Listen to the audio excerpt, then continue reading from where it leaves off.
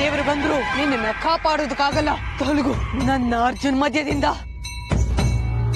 ಹರ ಹರ ಮಹಾದೇವ, ಹರ ಹರ ಮಹಾದೇವ್.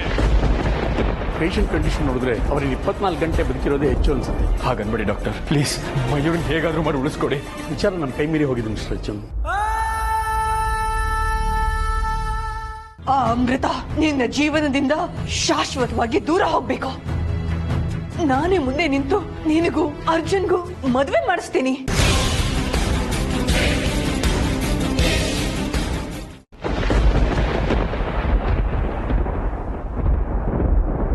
ಶಭಾಷ್ ಮಯೂರಿ. ದೇಹದಲ್ಲಿ ಪ್ರಜ್ಞೆ ಇಲ್ಲದೆ ಅಲ್ಲಾಡೋದಕ್ಕೂ ಆಗದೆ ಒಂದೇ ಕಡೆ ಬಿದ್ದಿದ್ರು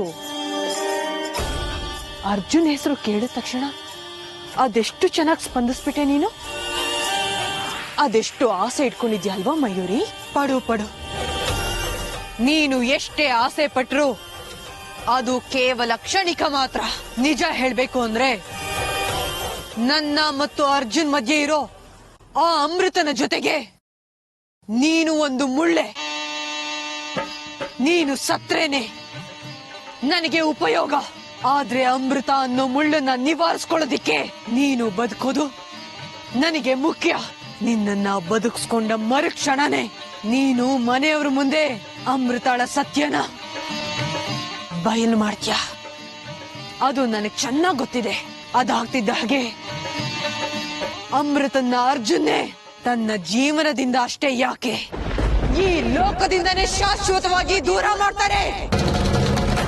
ಆ ಕೆಲಸ ಮುಗಿತಿದ್ದ ಹಾಗೆ ಉಪಾಯವಾಗಿ ನಿನ್ನನ್ನ ಕರ್ಕೊಂಡು ಹೋಗಿ ನಿನ್ನ ಕತೆನ ಮುಗಿಸಿ ನಿನ್ನ ರೂಪದಲ್ಲಿ ನಾನು ಆ ಮನೆಗೆ ಹೋಗಿ ಸೇರ್ಕೊಂಡು ಅರ್ಜುನ್ ಜೊತೆಗೆ ಶಾಶ್ವತವಾಗಿ ನನ್ನ ಜೀವನನ ಕಟ್ಕೋಬಹುದು.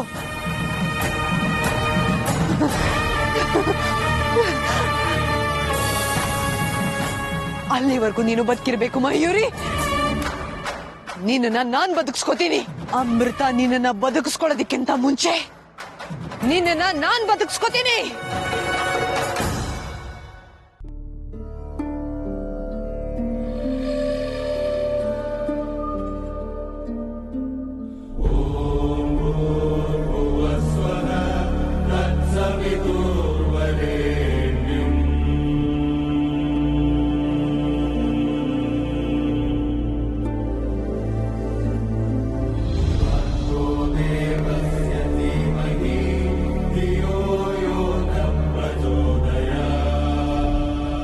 ಪರಮೇಶ್ವರ, ನಾನ್ ನಡೆಸ್ತಾ ಇರೋ ಈ ಹೋರಾಟದಲ್ಲಿ ಅನ್ಯಾಯವಾಗಿ ಅಮಾಯಕರು ಬಲಿಯಾಗೋದು ನನಗಿಷ್ಟ ಇಲ್ಲ.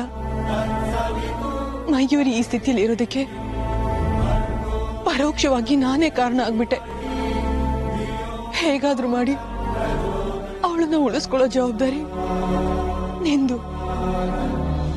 ಅನ್ಯಾಯವಾಗಿ ಒಂದು ನಾಗನಿಂದ, ಅದು ನನ್ನಿಂದ ಅವಳು ಪ್ರಾಣ ಹೋಗಿ ಆ ಪಾಪ ನನಗ್ ಸುತ್ತಕೊಳ್ಳೋದನ್ನ ತಡೆಯೋ ಹೊಣೆ ನಿಂದ ಮೇಲಿದೆ ಪರಮೇಶ್ವರ.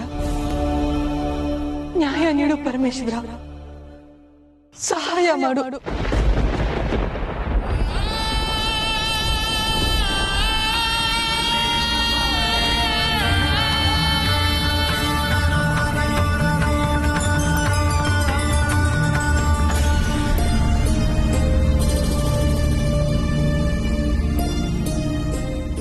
ಏನಮ್ಮ ಇದು? ನೀನು ಇಲ್ಲಿ?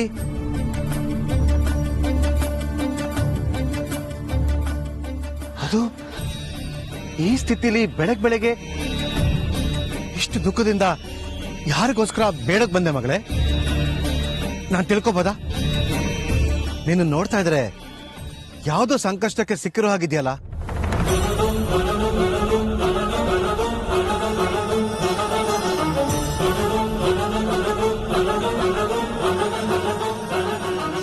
ಯಾಕೆ ನನಗಿಷ್ಟು ಸಂಕಟ ಆಗ್ತಾ ಇದೆ?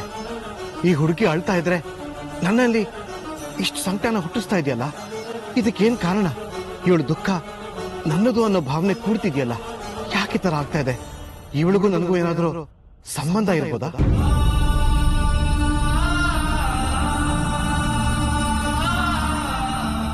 ಕ್ಷಮಿಸಿ. ಯಾಕೋ ಗೊತ್ತಿಲ್ಲ, ನಿಮ್ಮನ್ನು ನೋಡಿದ ತಕ್ಷಣ ದುಃಖ ಒತ್ತರಿಸ್ ಬಂತು.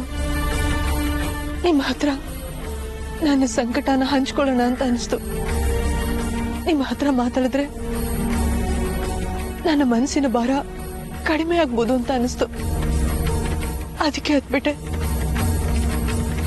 ಕ್ಷಮಿಸಿ.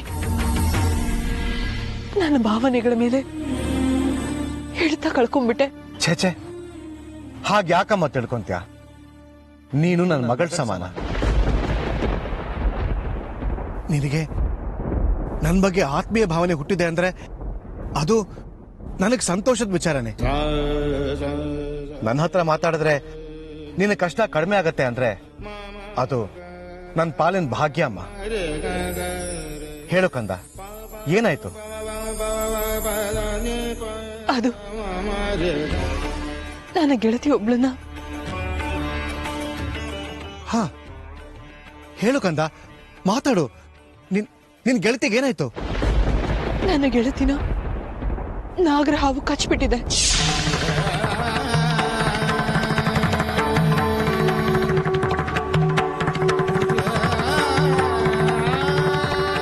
ಆಸ್ಪತ್ರೆಯಲ್ಲಿ ವೈದ್ಯರು ಕೈ ಚೆಲ್ಬಿಟ್ಟಿದ್ದಾರೆ.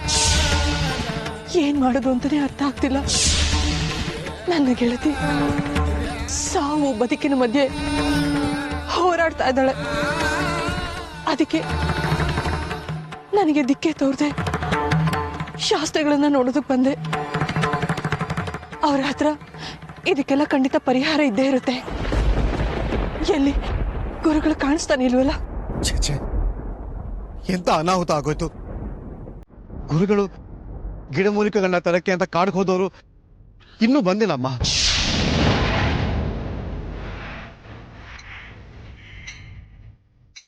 ಅಯ್ಯೋ ಶಿವನೇ, ಈಗ ಏನ್ ಮಾಡುದು?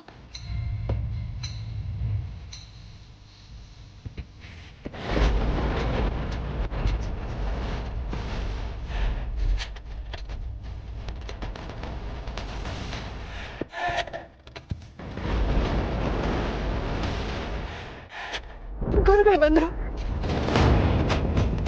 ಗುರುಗಳೇ,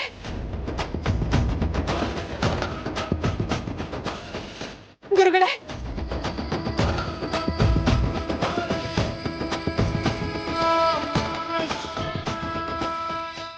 ದೇವರಿದ್ದಾನೆ.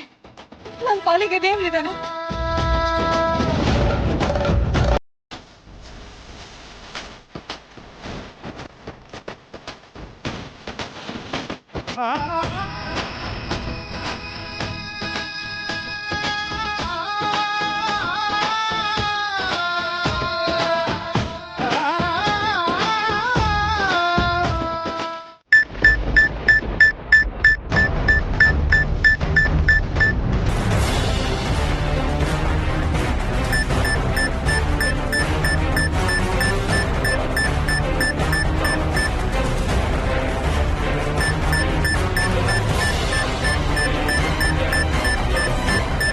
ಸರ್, ಬೇಗ ಇಂಜೆಕ್ಷನ್ ಕೊಡಿ.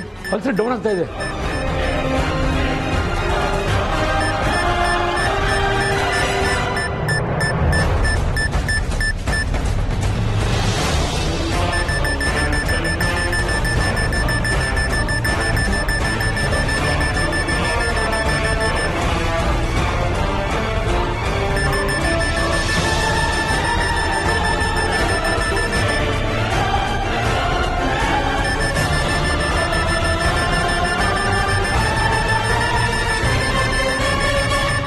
ಪಲ್ಸ್ ರೇಟ್ ಮಾನಿಟರ್ ಮಾಡ್ತಾ ಇದೀಮ್ಮ.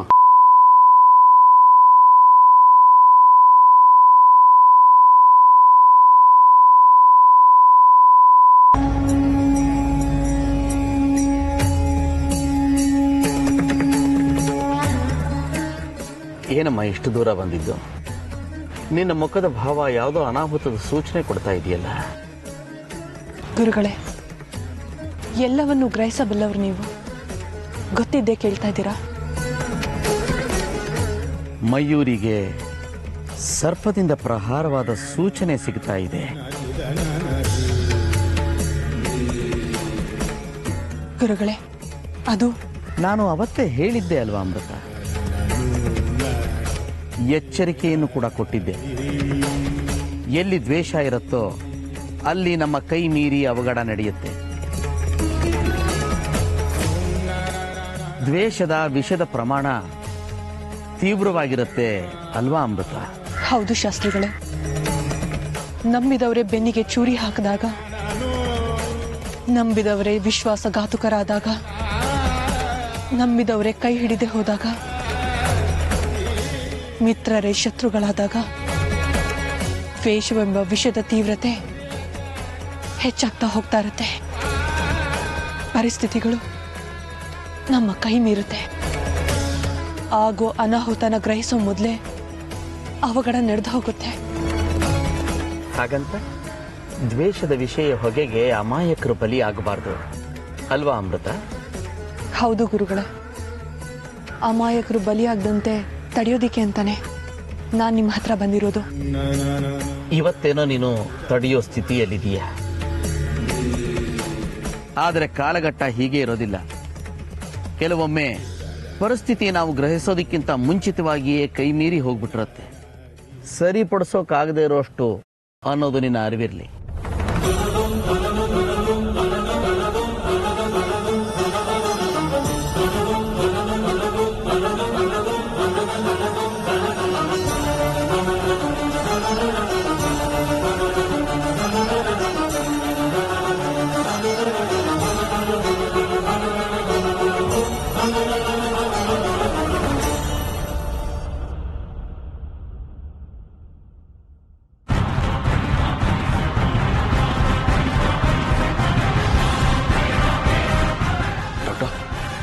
ಮಯೂರಿ ಹೇಗಿದ್ದಾಳೆ?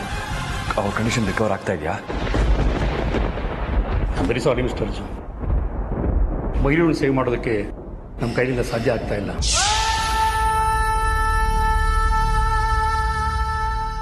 ಮನೆಯವ್ರು ಯಾರ್ಯಾರಿದ್ದಾರೋ ಎಲ್ಲರನ್ನು ಕರೆದು ಬಿಡಿ. ಅವ್ರನ್ನ ಅರ್ಧ ಗಂಟೆ ಬದುಕಿದ್ರಿಂದ ಹೆಚ್ಚು.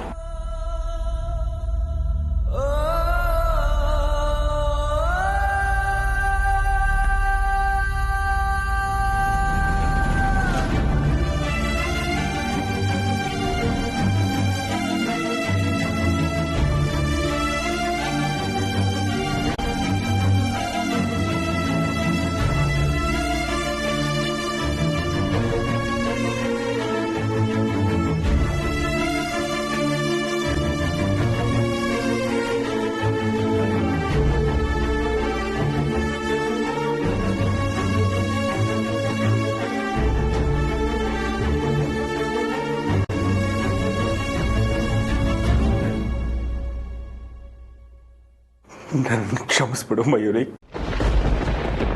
ಕೈನ ಉಳಿಸ್ಕೊಳ್ಳೋದಕ್ಕಾಗ್ತಾ ಇಲ್ಲ.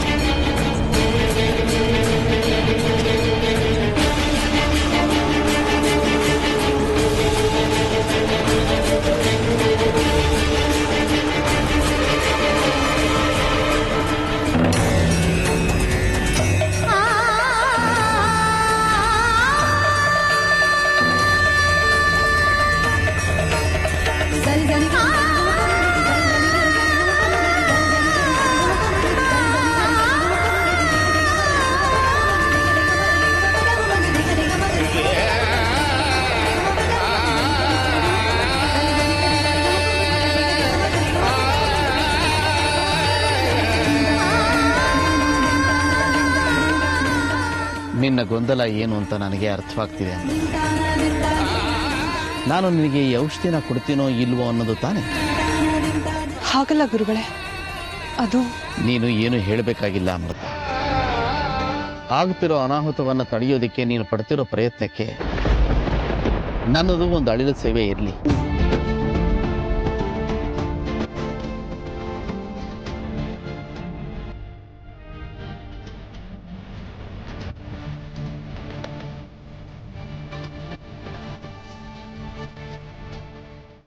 ತನ್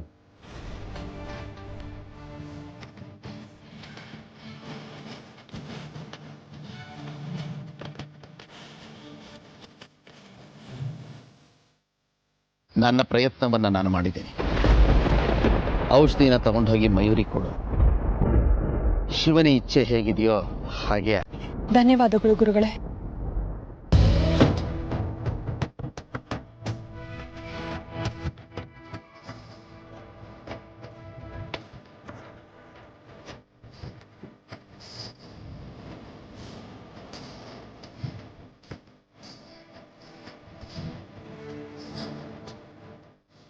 ಅಮೃತ ನಿಂತ್ಕೋ.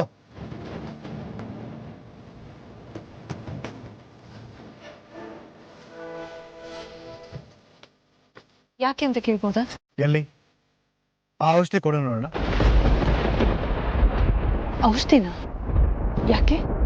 ನಿನ್ನ ಗೆಳತಿನ ಉಳಿಸ್ಕೊಳ್ಳೋಕೆ ನನ್ನ ಕೈಲಾದ ಪ್ರಯತ್ನನ ನಾನು ಮಾಡಕ್ಕೆ, ಆ ಭಗವಂತನಲ್ಲಿ ಪ್ರಾರ್ಥಿಸ್ಕೊಳ್ಳೋಕೆ. ಕೊಡು.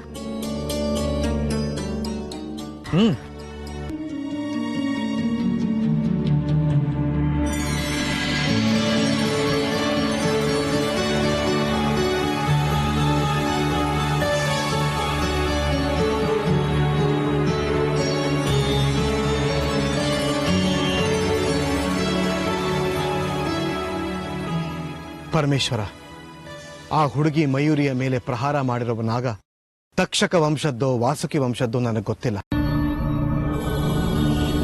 ಅದು ಯಾರೇ ಆಗಿರಲಿ, ತಪ್ಪು ನಡೆದು ಹೋಗಿದೆ. ಆದರೆ ಆಗಿರೋ ಅನ್ಯಾಯನ ಸರಿಪಡಿಸೋ ಶಕ್ತಿಯನ್ನ ನೀನು ನನಗೆ ಕೊಟ್ಟಿದ್ದೆ. ಆ ಶಕ್ತಿಯ ಸದುಪಯೋಗ ಈಗ ಆಗ್ಬೇಕಾಗಿದೆ. ದುರಾದೃಷ್ಟವಶಾತ್ ನನ್ನದು ಪುನರ್ಜನ್ಮವಾದ್ದರಿಂದ ನನ್ನ ಶಕ್ತಿಗಳು ಪೂರ್ಣ ಪ್ರಮಾಣದಲ್ಲಿ ನನ್ನ ಬಳಿ ಇಲ್ಲ. ಹಾಗಾಗಿ ಅಳಿದುಳಿದ ಶಕ್ತಿಗಳನ್ನ ಈ ಔಷಧಕ್ಕೆ ತುಂಬ್ತಾ ಇದ್ದೀನಿ. ಅಮೃತಾಳ ಗೆಳತಿಯ ಪ್ರಾಣ ಕಾಪಾಡೋಕೆ ಈ ಶಕ್ತಿಗಳು ಉಪಯೋಗವಾದರೆ ಇವು ಇದ್ದುದಕ್ಕೂ ಸಾರ್ಥಕವಾಗುತ್ತೆ. ತಂದೆ, ನಿನ್ನ ಕೃಪೆ ಇರಲಿ ಈಶ್ವರ. ಓಂ ನಮಃ ಶಿವಾಯ ಶಿವಾಯ. ಓಂ ನಮಃ ಶಿವಾಯ ಶಿವಾಯ.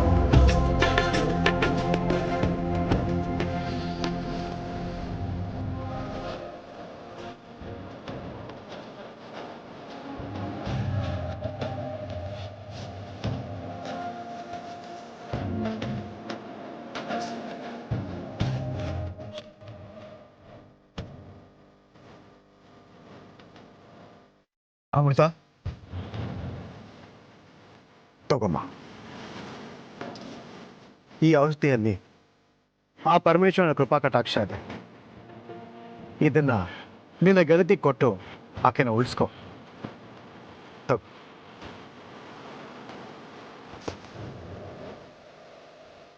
ಅಯ್ಯೋ, ಇದೆಲ್ಲ ಯಾಕಮ್ಮ?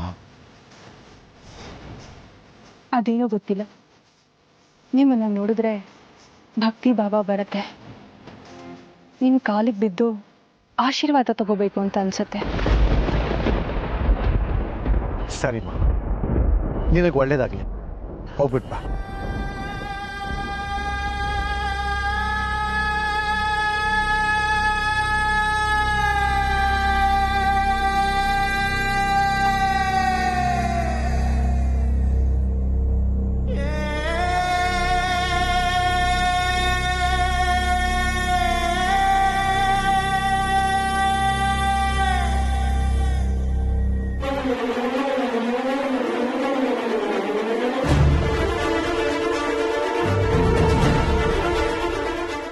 ಕಾದು ಪ್ರಯೋಜನ ಇಲ್ಲ.